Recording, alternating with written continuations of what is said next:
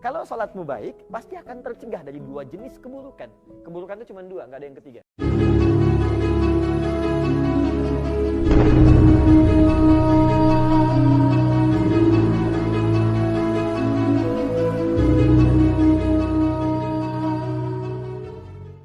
Coba cross check dulu.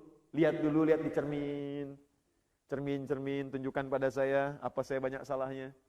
Lihat, tanyakan pada cermin yang paling bagus, tanyakan pada pasangan hidup. Suami tanya pada istri, istri pada suami, tanya pada anak, pada tetangga. Cek, tuliskan satu-satu. Renungkan di sana. Bukankah setelah itu Anda ke Muzdalifah? Ya kan? Cari batu kan? Bukan batunya yang penting. Tapi Muzdalifah itu renungan untuk bisa melempari nilai-nilai keburukan atau sifat-sifat yang tidak baik yang melekat pada diri kita yang kita temukan di Arafah itu. Makanya setelah itu kita pergi ke Jamarat untuk melontar itu. Aqabah, itu gambaran dari nafsu, sesuatu yang besar. Wusta, lingkaran setikaran yang dekat. Ya. Kemudian ula, faktor yang paling jauh. Yang menyebabkan manusia berbuat buruk cuma 3 hal. 1, nafsunya sendiri. Kadang-kadang orang berbuat buruk bukan karena lingkungan sekitar, tapi kemampuan dirinya yang tidak bisa menaklukkan nafsunya. Anda duduk, ada teman Anda lewat, nggak nyapa, Anda marah. Kenapa marah? Bukan karena dia nggak nyapa, tapi karena Anda tidak bisa mengendalikan nafsu Anda dalam menilai orang lain. Barangkali nggak nyapa karena buru-buru. Barangkali nggak nyapa karena sakit gigi. Tapi karena nafsu nggak bisa kita taklukkan, kita simpulkan sendiri, lalu kita marah. Maka kita lontari itu. Ini yang membuat saya cepat marah. Ini yang membuat saya cepat cerewet. Ini yang membuat saya suka kurang bagus pikirannya. Lontar. Maka Anda katakan, Bismillah, Allahu Akbar. Kadang-kadang dirinya baik, lingkungan sekitar kurang baik. Maaf sekali, suami baik misalnya, karirnya bagus, tiba-tiba ada hal-hal tertentu dari istri yang merubah keadaannya. Bapak Bupati, masa mobil Avanza, yang camat aja Innova, itu tiap hari kalau sekali 2 kali bisa dilawan. Ya, tapi kalau tiap hari kan repot. Ya, dan tidak sedikit orang yang karirnya tinggi, itu kadang-kadang jatuh karena kepribadian atau karakteristik pasangannya.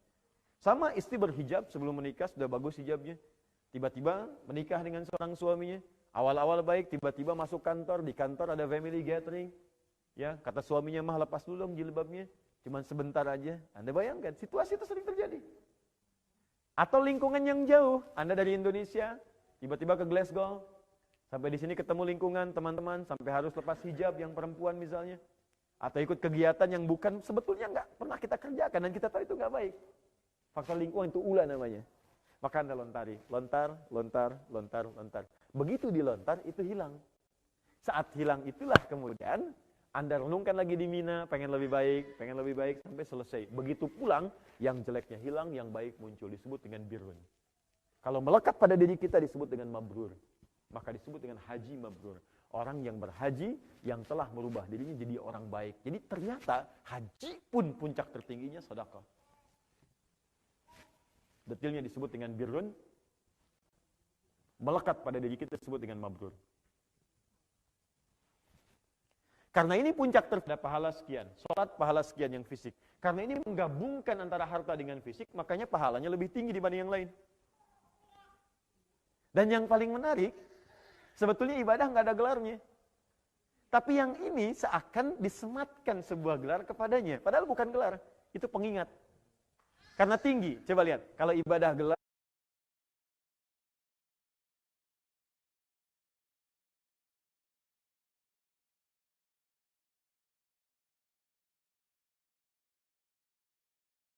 ada gelar kan?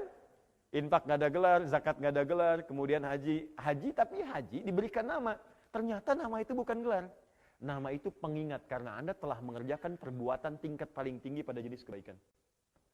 Yang kalau yang ini dapat, maka akan berpengaruh pada semua.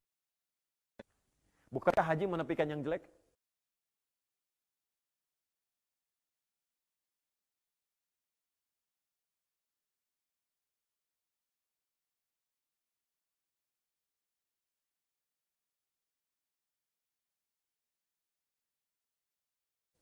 Kalau yang jelek hilang kan yang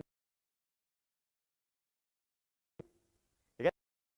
Berbaginya baik. Saat bicara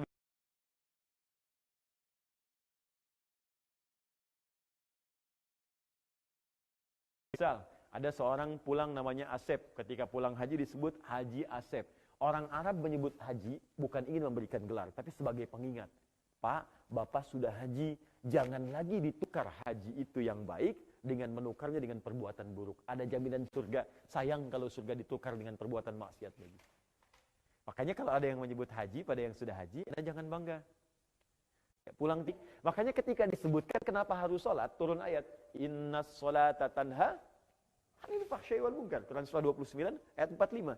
Kalau sholatmu baik, pasti akan tercegah dari dua jenis keburukan. Keburukan itu cuma dua, nggak ada yang ketiga. Satu fahsya. Fahsya itu keburukan yang bersumber dari syahwat.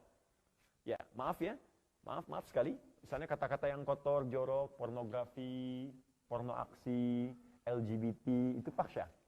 Ya, itu fahsya. LGBT itu fahsya. Jadi mustahil ada orang sholat berbuat fahsya, itu mustahil. Ya. Dalam hukum Islam pun ada hal-hal terikat tertentu yang memang nggak bisa dikerjakan oleh perbuatan yang fahsya. Ayo coba cek ya. Anda suka lihat handphone, ada gambar-gambar yang tidak elok. Kalau biasa sholat itu pasti dipalingkan. Dan ada getaran di jiwa. Jangan lakukan. Palingkan. Itu otomatis tuh. Mungkar perbuatan yang diingkari oleh hati. Sumbernya nafsu perut dengan akal. Maaf, mencuri itu mungkar. Korupsi mungkar.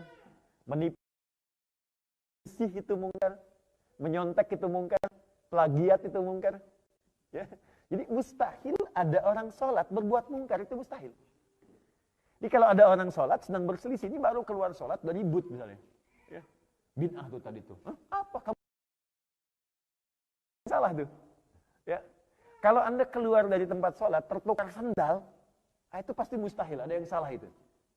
Ini kayaknya punya saya deh. Bukan deh. Yang itu deh dipakai padahal dia ke masjid nggak pakai sendal. Ini pasti ada yang salah. Oke. Jadi saya mau katakan prinsipnya orang Islam itu pasti baik. Karena konsep dasarnya sedekah. Cuman sayang ini maknanya direduksi gitu pada bagian yang kecil saja. Pada bagian yang hanya mengeluarkan dari paket kita sejumlah uang dimasukkan ke dalam kotak dan selesai menjadi sedekah. Tidak.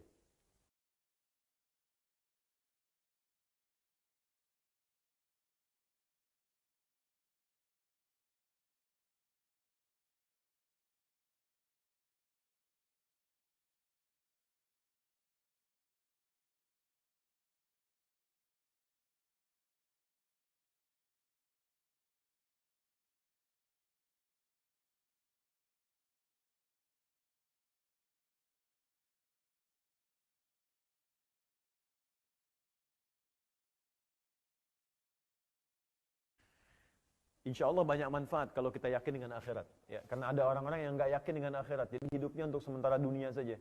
Itu sudah ada di zaman jahiliyah, sudah ada. Wa ma yuhlikuna illa dahru. Kami nggak akan ada lah kehidupan lagi nanti. Paling-paling kami meninggal selesai hidup, nggak akan hidup lagi. Jadi kalau ada orang yang sekarang punya prinsip begitu, siap-siap bikin kaya sekarang. Mumpung masih hidup, ntar kalau udah meninggal nggak ada kehidupan lagi. Itu orang terlambat. Sudah ada yang begitu. 15 abad yang lalu umat jahiliyah sudah begitu. Jadi kalau ada manusia yang sekarang seperti itu lagi, bukan modern namanya, itu kembali ke jahiliyah. Ya, baik. Dan mengingat akhirat itu nggak akan ada rugi. Sama aja kan hidup. Ya, Anda pilih mana? Senang dunia, nestapa akhirat, atau senang akhirat, merana dunia? Pilih mana? Oh, Masya Allah. Oke. Nggak apa-apa, it's happening. Nggak apa-apa. Ya, biasanya memang begitu. Di antara dua pilihan yang sulit, ya, terjebak di antara dua cinta, maka yang ketiga itu yang paling mulia. Oke. Kaya tapi gelisah atau miskin tapi tenang, pilih mana? Ya, kaya tapi tenang. Oke. Makanya konsep yang ditawarkan oleh Islam tidak memilih satu di antara dua, tapi mencari yang ketiga. Maka turunlah kemudian konsep di Al-Baqarah ayat 201. Rabbana atina fid dunya hasanah wa fil akhirati hasanah wa qina adzabannar. Baik, ya Allah anugerahkan kepadaku semua kemuliaan di dunia yang mampu aku raih, dunia. Wa fil akhirati hasanah, dan di akhirat pun aku baik. Dua-duanya. Ini yang paling menarik. Tapi yang mau saya katakan, kita itu Bapak Ibu sekalian punya konsep harapan di hari kemudian. Yang sebagian orang nggak yakini itu. Dan ketika kita mengharapkan sesuatu di hari kemudian, itu nggak ada ruginya. Toh wafat-wafat juga semuanya sama. Ya kan? Kalau kemudian itu terbukti keuntungan kita karena kita punya persiapan bekal untuk meraihnya. Maka dari itu ketika kita yakin dengan kehidupan akhirat, ya, kalau kita nggak yakin, untuk apa sholat? Untuk apa puasa? Kalau ditanya, kita kan nggak akan hidup lagi. Katakan pada orang itu, nanti kalau udah meninggal, kita akan lihat. Sekarang kan kelihatan. Dari mana kamu tahu? Kamu kan belum wafat. Ya, kecuali kalau kamu wafat dulu, kasih tahu saya sekarang. Jadi kalau ada orang berkata, nggak ada kehidupan setelah meninggal, kamu tahu dari mana? Kamu kan masih hidup, belum wafat. Kalau kita ingin buktikan nanti setelah wafat, saya kerjakan apa yang saya yakini, kamu kerjakan yang kamu yakini, nanti kita lihat setelah wafat apa yang terjadi. Fair kan? Objektif ya? Sederhana sebetulnya, nggak perlu pakai dalil. Cuman yang mau saya kembalikan, ketika kita yakin ada kehidupan setelah wafat, berarti ada bekal yang harus kita bawa. Gini, contoh paling gampang. Anda dari Indonesia atau ada sahabat dari Malaysia atau beberapa yang lain, bukankah mau ke Glasgow ini mesti ada bekal? Bahkan syaratnya juga beda dengan kita tinggal. Mesti ada visa, mata uangnya beda, bekalnya juga tidak serupa. Anda bayangkan, pindah antar tempat di dunia saja, itu bekalnya bisa lain. Pindah tempat di dunia saja, bekalnya beda. Silahkan cek baliknya. Keluar Asia, bekalnya beda. Maka bagaimana ketika kita meninggalkan dunia? Di dunia saja pindah tempat di dunia, bekalnya sudah beda. Maka bagaimana ketika kita meninggalkan dunia? Bekal seperti apa yang mesti dibawa? Kalau di dunia pindah, berarti bekalnya masih sekitaran dunia. Tapi kalau kita pindah dari dunia, berarti kan bekalnya bukan bekal dunia lagi kan? Ada yang lain yang kita siapkan. Maka dari itu Allah meminta kita mengerjakan sesuatu untuk mengumpulkan bekal di tempat yang bukan dunia. Itulah Allah turunkan sebabnya perintah-perintah ibadah, yang perintah itu terkait dengan kebutuhan dunia kita dan bekal akhirat kita. Ini yang tadi kita katakan dengan sedekah tadi. Nah, sifat sedekah ini bagus. Ada yang disebut sedekah tsabitah. Sedekah tsabitah yaitu sedekah pekerjaan baik yang pahalanya hanya akan berhenti saat kebaikan itu dikerjakan. Selesai. Coba hapus sebentar ya. Bismillah.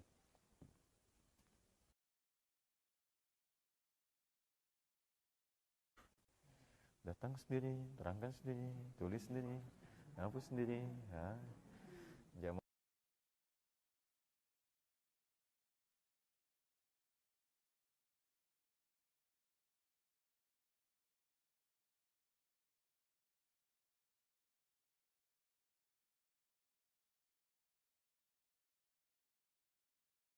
Tinggal melihat, catat, masuk surga. Oh, Masya Allah. Oke. It's okay. That's it.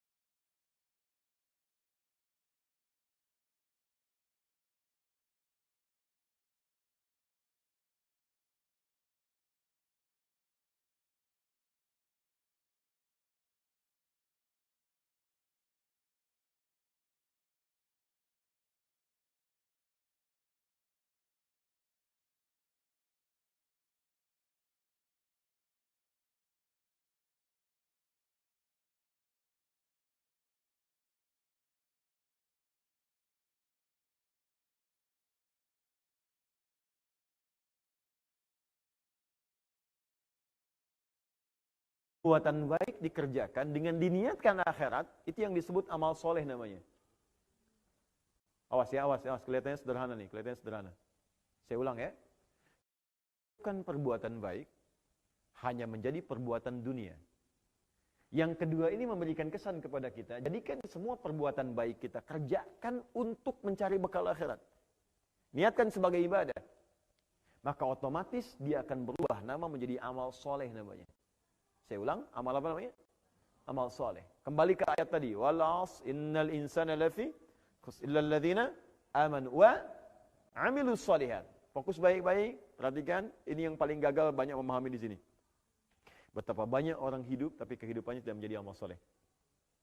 Oke, saya mau tanya pada Anda. Mohon izin ya, mohon maaf. Apakah studi yang Anda kerjakan sampai sekarang sudah menjadi amal soleh? Apakah pekerjaan kita menjadi amal soleh?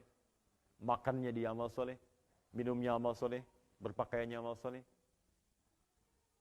Padahal semua pekerjaan kita dari bangun tidur sampai tidur, itu disebutkan langsung oleh Nabi, bahkan oleh Al-Quran, diturunkan satu surah, tidak boleh ada satu detik yang kita lalui, kecuali itu menjadi momentum untuk beramal soleh. Yuk, kita pelan-pelan. Jadi kalau ada yang dikasih waktu, tapi nggak menjadi sedekah amal soleh, itu rugi bagi dia. Rugi. Karena saat dia wafat, ya peluang-peluang untuk dapat pahala ransom di akhiratnya itu nggak ada, kosong. Maka dari itu, kita mesti cerdas bagaimana caranya, kesempatan yang sedikit hidup di dunia ini, sebelum kita pulang, itu menjadi bekal kita untuk pulang ke akhirat. Maka dari itu, ada konsep yang ditawarkan.